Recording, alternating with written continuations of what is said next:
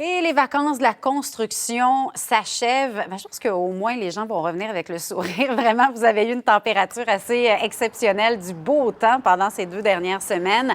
Mais retour à la réalité, pas toujours facile pour plusieurs. On revient à la maison. On va faire le point, justement, sur ce qui risque d'attendre les automobilistes à leur retour à la maison. Gilles Payet, porte-parole du ministère des Transports, qui est avec nous. Bonjour, M. Payet. Quels sont les chantiers qu'on doit surveiller pour les gens qui vont revenir à leurs petites habitudes dans quelques jours? En fin de semaine, évidemment, il y a beaucoup de gens qui vont revenir tous en même temps dimanche. La bonne nouvelle, c'est qu'il y a un peu moins d'entraves et de chantiers qu'au début des vacances. Cela dit, tous les chantiers demeurent pour la plupart actifs pour ce qui est de Transport Québec.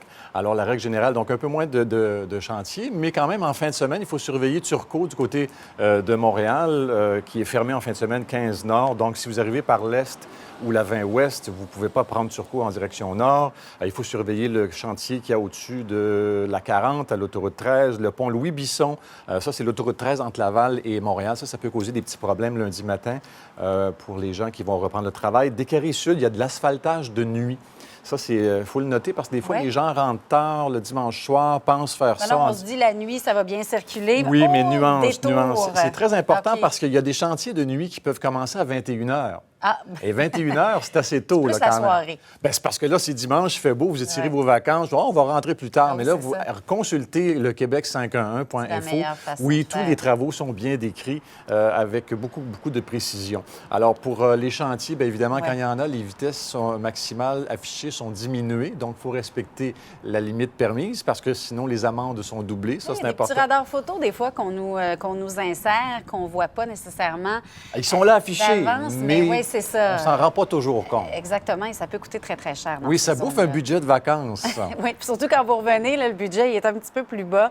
Là, on parlait beaucoup de Montréal, mais il y a d'autres régions aussi, évidemment. Québec a un chantier très, très important qui s'appelle l'élargissement de Henri IV. Donc, si vous passez par Québec, si vous revenez de Québec, si vous êtes dans la région de Québec, ce chantier-là est très, très actif et change de configuration dans le coin du boulevard Hamel à partir de dimanche. Alors, il faudra faire attention au retour du congé et au début pour le retour au travail. Donc, vraiment, comme vous l'avez dit, je pense que c'est Québec. C'est Québec 511, c'est ça, si on veut avoir... Oui, Québec511.info. Alors là, vous avez une carte interactive qui est indispensable pour planifier les déplacements. C'est vraiment important. Vous avez les avertissements, les choses qui viennent d'arriver, les accidents, les incidents. Vous cochez, en fait, tout ce que vous voulez savoir. Vous pouvez même voir les radars photos. Ils sont présents sur la carte interactive? Mais je ne vous ai rien dit. OK, mais vous ne l'avez pas dit. Non, je ne vous ai rien dit. Alors, mais sérieusement, c'est indiqué. Vous pouvez aussi avoir le temps d'attente au traversier Tadoussac-Baie-Sainte-Catherine.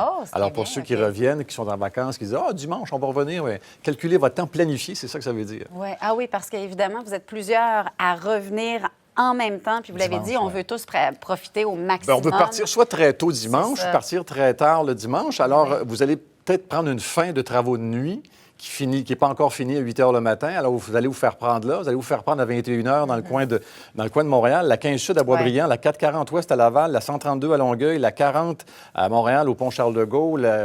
Il y a des travaux qui commencent assez tôt le soir. Ça peut compliquer. Pour faire la nuit. Et tous ces travaux-là sont déjà indiqués? Oui, sur 511. Sur 511. Au moment où on se parle. OK. Et finalement, s'il y a du nouveau, des incidents, ça aussi, c'est ajouté avec les avertissements. Ce qui est important de dire, peut-être, c'est que la semaine prochaine, ça va être une semaine difficile. On rentre dans une période difficile parce qu'on va asphalter la nuit, mais quand même l'autoroute métropolitaine à Montréal. OK. Et ça, c'est le cœur. C'est à partir de quand? C'est le cœur de la ville. Ça commence à partir de la fin de semaine prochaine. Ah oui? OK. Donc, le week-end prochain, particulièrement compliqué. Bien, merci beaucoup, M. Payet, d'avoir été avec nous pour revenir là-dessus parce qu'évidemment, c'est de l'information qui est toujours importante de savoir. Merci, bonne journée. À la